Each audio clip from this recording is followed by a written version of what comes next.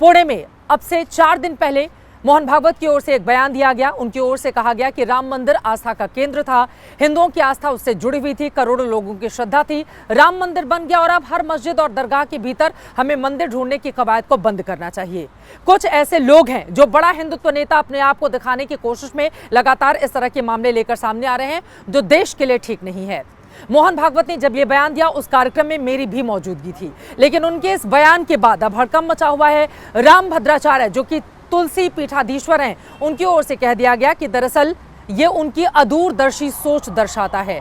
तो कई मथुरा के ऐसे साधु संत हैं जिनका ये कहना है कि अगर हम भगवान श्री राम, भगवान भोले शंकर और भगवान कृष्ण के मंदिर ही नहीं दिला सकते तो फिर हमारे महात्मा होने का क्या काम। इसको लेकर अब किस तरह से घमासान छिड़ा हुआ है और संघ है या फिर नहीं है, मोहन भागवत से अपने आप को क्यों संत समाज अलग कर रहा है, उसको बताते हुए ये रिपोर्ट देखिए।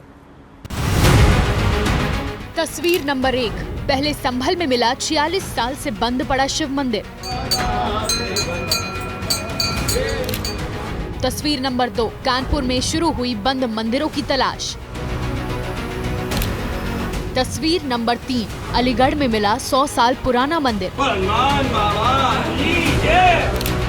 तस्वीर नंबर 4, अब मुजफ्फरनगर में 35 साल से बंद शिव मंदिर मिलने का दावा।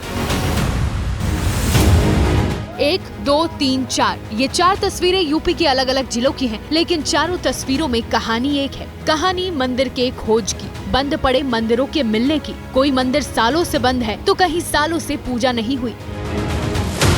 मंदिर की खोज और मिलने की शुरुआत संभल से हुई। कानपुर, अलीगढ़ होते हुए मुजफ्फरनगर के मोहल्ले तक पहुंची है। प्रशासन के साथ स्थानीय लोगों को तलाश में जो मंदिर मिल रहे हैं, उन मंदिरों को लेकर सियासत तो हो ही रही है, अब इस पर आपसी संग्राम की शुरुआत भी हो चुकी है। उनका बयान अदूरदर्शी है। वो हमारे शासक नहीं है, संघ हमारा शासक नहीं, हम उसके शासक हो सकते हैं। आरएसएस प्रमुख पर जगत गुरु राम भद्राचार्य ने जो निशाना साधा है, उसकी वजह है 19 दिसंबर का ये बयान जो मोहन भागवत ने पुणे में दिया था। चलो राम मंदिर झालं पाहिजे, ते होत आहे, हिंदूंची श्रद्धास्थान हिंदूंना वाटतं, परंतु असं केलं म्हणजे हिंदूमध्ये नेता होता येतं म्हणून, किंवा अतिरेकी रोज एक नवीन प्रकरण काढणे, हे कसं चालेल? हे नाही चालणार। मोहन भागवत बनाम राम भद्राचार्य के इस विवाद के वजन का अंदाजा आप इस बात से लगा सकते हैं कि सत्ताधारी भारतीय जनता पार्टी कुछ भी बोलने को तैयार नहीं है। राम भद्राचार्य जी है, उन्होंने मोहन भागवत के जो बयान था जिसमें उन्होंने कहा था कि सभी जगह मंदिर और मंदिर ही नहीं ढूंढना चाहिए हिंदू नेता बनने के लिए, उससे असहमति जाएगी। अब इस पर मुझे कुछ नहीं कमेंट करना है। लेकिन मामला हिंदू धर्मगुरु बनाम आरएसएस प्रमुख का है, तो मुस्लिम धर्मगुरु ये पूछ रहे हैं कि बड़ा कौन है। मौलानाओं को मोहन भागवत पसंद आने लगे हैं। मैं मोहन भागवत जी के हर बात पर इत्तेफाक नहीं रखता था, पर पहली बार उनकी ये बात मुझे इतनी अच्छी लगी कि हाँ, इन्होंने जो है मुल्क को जोड़ने वाली बात कही। बहरहाल इसका ये कंफ्यूजन दूर होना चाहिए कि मोहन भागवत जो है वो सरबराह है या फिर कोई और सरबराह है। इसमें कोई दो राय नहीं कि मंदिर मस्जिद विवाद का सबसे बड़ा मुद्दा अयोध्या का रहा है। इस विवाद को सियासी तौर पर उभारने का काम अतीत में आरएसएस और उसके संगठन ने किया था। अब राम मंदिर का एजेंडा खत्म हो चुका है, तो कभी मथुरा की चर्चा होती है तो कभी काशी की। इन्हीं मथुरा काशी के बीच संभल का नया विवाद सामने आया है। मैं कहता हूँ, मैं उनकी बात पे कोई टिप्पणी ही नहीं करूंगा, सिर्फ अपनी भावनाएं। मेरी भावना यह है कि जब तक काशी और मथुरा हमें नहीं मिल जाएगी, तब तक यहाँ जो आग लग रही है ना, आग, उस पे तसल्ली नहीं बैठेगी। संघ से भी निवेदन है कि संघ भी इसमें हम लोगों को एक मार्गदर्शन दे।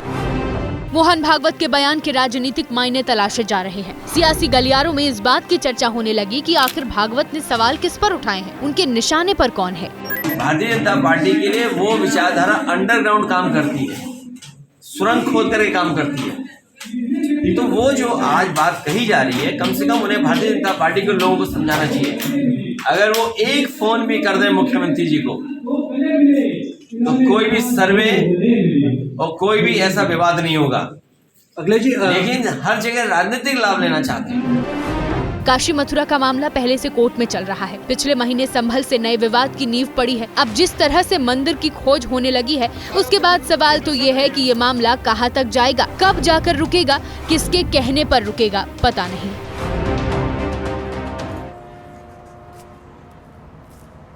मोहन के भागवत ज्ञान पर सहमत नहीं है साधु संत। वहीं भारतीय जनता पार्टी खोलकर कुछ बोलने को तैयार नहीं दिखती। विरोधी पार्टियां लगातार निशाना साध रही हैं। ये मामला कहां पर जाकर रुकेगा, ये देखना दिलचस्प रहेगा, महत्वपूर्ण रहेगा और वास्तव में मामला गंभीर भी है।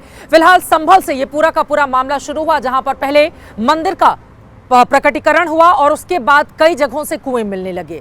आज बड़ी खबर सामने आई है जब बावड़ी मिली है। खुदाई लगातार जारी है और जो नई जानकारी निकलकर सामने आई है कि बावड़ी के भीतर एक लंबी सुरंग हो सकती है। इसको लेकर क्या खुलासा हुआ है, अब उसको बताती हुई हमारी अगली रिपोर्ट देखिए।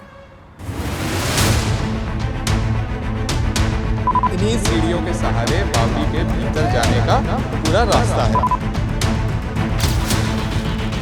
अब तक यहाँ पर तकरीबन 50 से 60 मीटर की दूरी हम लोग भी तय कर चुके हैं।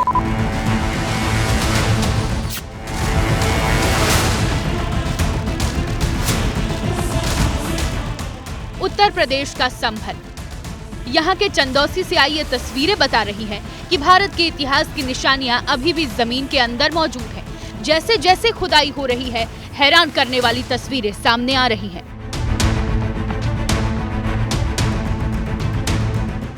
संभल के इस अज्ञात लोक में पहले मंदिर मिला, फिर कुएं मिले। अब प्राचीन बावड़ी के रहस्य से पर्दा उठा है।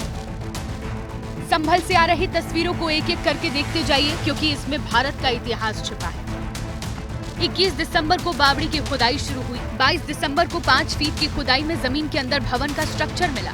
23 दिसंबर को तस्वीरें और साफ हुई, जिसमें जमीन के अंदर लंबी सुरंग मिली। एबीपी न्यूज के संवाददाता 21 दिसंबर से इस बावड़ी के पास मौजूद हैं।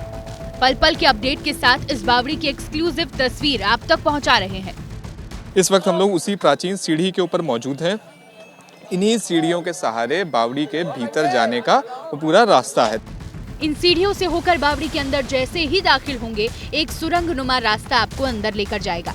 ये सुरंग कल तक कुछ फीट अंदर तक ही दिखाई दे रही थी, लेकिन आज वो सुरंग आपको भव्य भवन का दर्शन कराएगी। काफी बड़ी बावड़ी है। अब तक यहाँ पर तकरीबन 50 से 60 मीटर की दूरी हम लोग भी तय कर चुके हैं।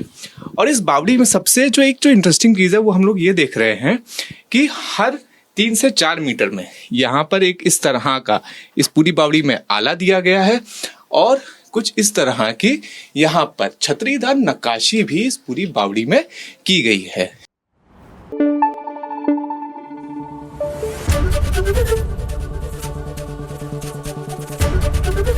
एबीपी न्यूज आपको रखे आगे।